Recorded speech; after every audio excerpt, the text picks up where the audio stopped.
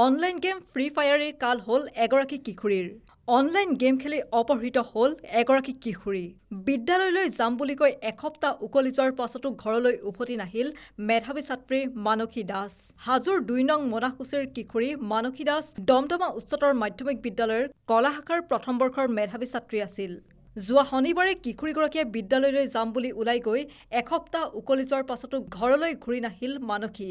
দৰিদ্ৰ পৰিয়ালৰ ছাত্ৰীগৰাকী ঘৰলৈ ঘূৰি নহাত মানসিকভাৱে ভাঙি পৰিছে পিতৃ-মাতৃ। এয়া প্ৰকৃততে আছিল এক অপহৰণৰ ঘটনা। অপহৰণৰ পাছদিনাই মাকলৈ ফোন কৰি মানসী দাসে কৈছিল, মা মই হাওৰা পাইছোহি। এইখিনি কৈ মানসীৰ ফোন ছুইচ অফ হৈছিল। যি ছুইচ অফ হ'লেই আজিলৈকে খবৰ নাই কিশোৰীগৰাকীৰ। কিশোৰীগৰাকীৰ সন্ধান নাপাই হাজো আৰক্ষীৰ কাষ চাপে পৰিয়ালটোৱে। হাজো আৰক্ষীয়ে এতিয়ালৈকে সন্ধান উলিয়াই দিব পৰা নাই কিশোৰীগৰাকীৰ, যাৰ বাবে হতাশাত ভাগি পৰা পৰিয়ালটোৱে শীঘ্ৰে হাজো আৰক্ষীক কিশোৰীগৰাকীক বিচাৰি দিবলৈ বাৰম্বাৰ অনুৰোধ জনাইছে। তাই শনিবাৰ 13 তাৰিখ স্কুলত গৈছিল।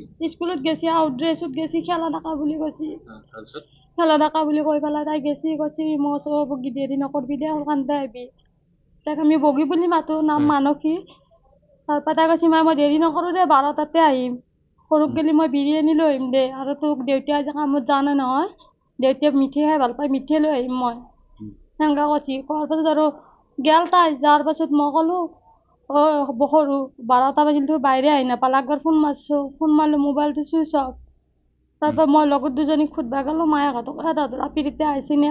কৈছি নাই আহা। মই আৰু আমাৰ এওঁক আহি ক'লোঁ সিহঁতেও বোলে অহা নাই, একেলগে আহিব গম পাই। আগতেও কেতিয়াবা মোবাইল নিলি স্কুলত কিবা থাকলি আৰু মোবাইলটো ছুইচ অফ কৰি থয়। মই আৰু ভাবিছোঁ মোবাইলটো সেইটো কাৰণ ছুইচ অফ কৰি থৈছি। 3টা বাজিল, 3টা বজাততো চাই অহা নাই। মই আৰু তাড়াতাড়ি সিহঁতৰ তাকে গৈছোঁ, সিহঁতৰ আপিকেইটা আহি পাইছি। মই বোলো আমাৰ বগী কৈছে কি আমাৰ লগত গাড়ী পাই নামাৰ পাই নাই আপিকেইটাই কৈছি। সেনেকৈ কোৱাৰ পাছত কিন্তু মই হৰি কৈছোঁ তহঁতক সঁচা কথা ক'ব কি তহঁতৰ লগত যদি নাই কোনোবা কাৰণে তহঁতৰ লগত দেখা বুলি কৈছি নাই আমাৰ ফিল্ডৰ পাৰে আমাৰ লগত তাই নাই বগী। তেতিয়া মই আৰু বাপেকক দৌৰা দৌৰিকৈ আহি ক'লোঁ বগী বোলে সিহঁতৰ লগতেই নাছিল। বাপেকে আৰু তাড়াতাড়ি কাপোৰ পিন্ধি দমদমাত বিচাৰি গ'ল। খাৰো হয় বিচাৰিলে ক'তো নাপালোঁ। লগৰ ছোৱালীকো সুধিলোঁ, সকলোকে কোনো গম পোৱা নাই বুলি কৈছি। যাই থানাতে জনালোঁ আৰু যাই পেলাই থানাতে এজাহাৰ দিলোঁ অমৰজ্যোতি ছাৰৰ তাতে। চাই এজাহাৰ লিখি পেলাই তাতে দিলোঁ পুলিচে। তাতে আৰু একো নাই আৰু আমি ঘৰত গুচি আহিলোঁ, বিচাৰি কৰিম বুলি কৈছি। ৰাতিপুৱাই 4:30 মানত ফোন মাৰছি তাই। ফোন মাৰি কৈছি আৰু মাই হাওৰা পাইছোঁ মই যিটোৰ লগত আহিছোঁ আৰু লগ কৈছি দে ৰাখোঁ। মই ৰখ নাৰখিবি তই তৎক্ষণাত ৰাখি দিছোঁ, চব কৰিছি।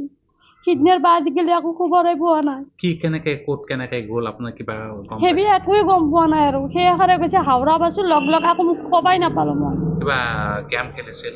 গেম খেলছিল, ফ্ৰী ফায়াৰ খেলছিল। ফ্ৰী ফায়াৰ খেলাৰ পৰাই তাই এতিয়া একোৱেই নাপাতা আৰু সিদিনাৰ পৰাই। ৰাতিপুৱাই উঠছি তাই মুখ হাত ধুইছি দোকান মই কোন স্কুলত পঢ়ে? দমদমা হাই ছেকেণ্ডেৰী ফাৰ্ষ্ট ইয়াৰত।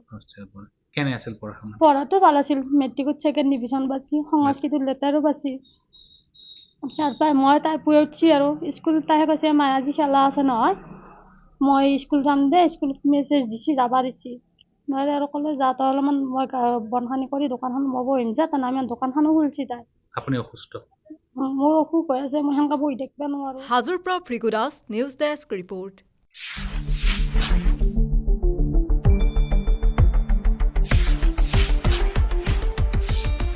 শুদ্ধ আৰু বিস্তৃত বাতৰিৰ বাবে চাই থাকক নিউজ ডেস্ক ৰিপৰ্ট।